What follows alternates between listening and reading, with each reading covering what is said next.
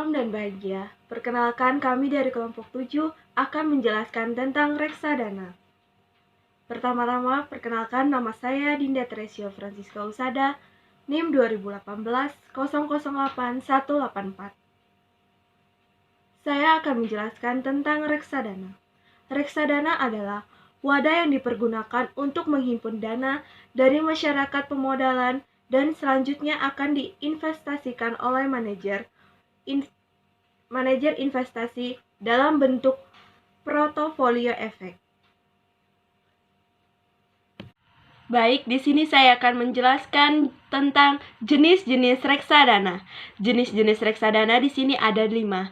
Yang pertama, pasar uang, pendapatan tetap, campuran, saham, dan terproteksi. Yang pertama saya akan menjelaskan tentang reksadana pasar uang. Reksadana yang menetapkan 100% dananya dalam instrumen pasar uang seperti deposito, SBI, atau obligasi yang memiliki jatuh tempo kurang dari 1 tahun. Yang kedua, reksadana pendapatan tetap. Reksadana pendapatan tetap ini adalah reksadana yang menetapkan minimum 80% dari dananya dalam instrumen obligasi. Yang ketiga, reksadana campuran. Reksadana campuran ini adalah reksadana yang menetapkan dananya dalam instrumen pasar uang atau obligasi atau saham dengan komposisi yang fleksibel. Keempat yaitu reksadana saham. Reksadana saham ialah reksadana yang menetapkan minimum 80% dari dananya dalam instrumen saham. Yang kelima, reksadana terproteksi. Reksadana terproteksi adalah reksadana yang menetapkan sebagian besar dananya dalam instrumen obligasi sedemikian rupa dalam memberikan perlindungan atas nilai awal investasi pada saat jatuh temponya. Terima kasih, selanjutnya akan dijelaskan oleh teman saya. Perkenalkan, nama saya Melania Barakola dengan NIM terakhir 181. Saya akan melanjutkan penjelasan tentang karakteristik reksadana. Yang pertama ada reksadana pasar uang. Reksadana pasar uang adalah reksadana yang melakukan investasi 80% pada efek pasar hutang yang berjangka kurang dari 1 tahun. Reksadana pasar uang ini memiliki risiko keuntungan yang paling rendah, tetapi dengan kemungkinan return atau pengembalian yang dibatasi. Jenis reksadana ini lebih aman dibandingkan dengan jenis reksadana lainnya. Yang berikut ada reksadana pendapatan tetap. Reksadana pendapatan tetap adalah bebasnya bunga obligasi dari pajak. Artinya, keuntungan yang didapat tidak akan dipotong oleh pajak. Risikonya relatif lebih besar daripada reksadana pasar uang, tetapi lebih moderat daripada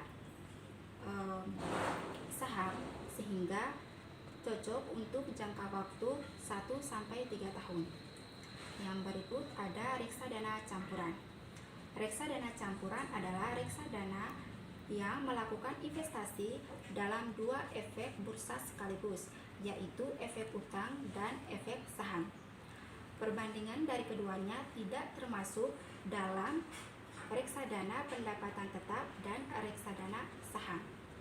Untuk risiko yang akan dihadapi atau potensi kerugiannya berada di bawah risiko dana saham. Oke, sekian penjelasan dari saya. Selanjutnya akan dijelaskan oleh teman saya. Perkenalkan, nama saya Dinda Tirsa dengan NIM terakhir 175. Di sini saya akan menyampaikan tentang karakteristik reksadana saham. Yang pertama, mempunyai potensi keuntungan paling tinggi namun mempunyai risiko lebih tinggi dibandingkan reksadana lainnya. Yang kedua, investasi jangka panjang. Yang selanjutnya ada karakteristik reksadana terproteksi. Yang pertama, perlindungan 100% pada nilai pokok investasi jika dicairkan sesuai dengan jangka waktu yang telah ditentukan. Yang kedua, mempunyai potensi keuntungan sebesar tingkat bunga portofolio obligasi. Yang selanjutnya ada manfaat reksadana. Yang pertama, biaya yang relatif rendah. Yang kedua, cocok untuk pemodal pemula dan investor dengan kemampuan finansial yang tidak terlalu besar, serta tidak menguasai teknik-teknik portofolio. Yang ketiga, dikelola oleh manajer investasi yang profesional. Selanjutnya ada resiko reksadana. Reksadana dapat memberikan keuntungan bagi investor apabila portofolio efek yang dikelola oleh manajer investasi memberikan hasil yang sesuai yang diharapkan. Namun jika portofolio efek mengalami kerugian, maka reksadana juga mengalami kerugian. Baik, presentasi selanjutnya akan dijelaskan oleh teman saya. Perkenalkan, nama saya Yosepina Windarni dengan NIM terakhir 176. Di sini saya akan menjelaskan tentang nilai aktiva bersih. Nah, apa sih yang dimaksud dengan nilai aktiva bersih itu? Nilai aktiva bersih itu merupakan harga beli dan sekaligus harga jual per unit penyertaan pada saat si pemodal ingin membeli atau menjual unit penyertaan suatu reksadana. Nah, nilai aktiva bersih per unit ini dipublikasikan setiap hari bursa dan dijadikan indikator kepada si pemodal untuk melakukan keputusan beli atau jual, dan juga untuk menjadi indikator untung ruginya suatu investasi kita.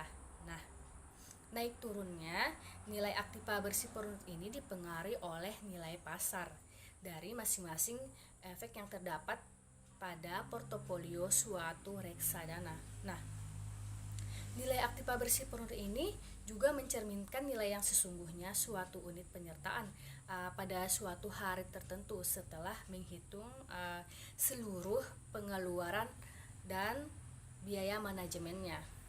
Nah, nilai aktiva bersih per unit ini juga setiap reksadananya dihitung setiap hari menggunakan nilai pasar yang diterbitkan setiap hari. Nah, untuk perhitungan reksadananya dapat kita hitung menggunakan rumus nilai aktiva bersih sama dengan nilai pasar dari efek portofolio ditambah dengan piutang ditambah dengan pendapatan yang akrual dan dikurangin dengan biaya dan dikurangin dengan biaya yang relevan, dan hasilnya nanti akan kita bagikan dengan jumlah unit penyertaan yang beredar. Sekian dari presentasi saya.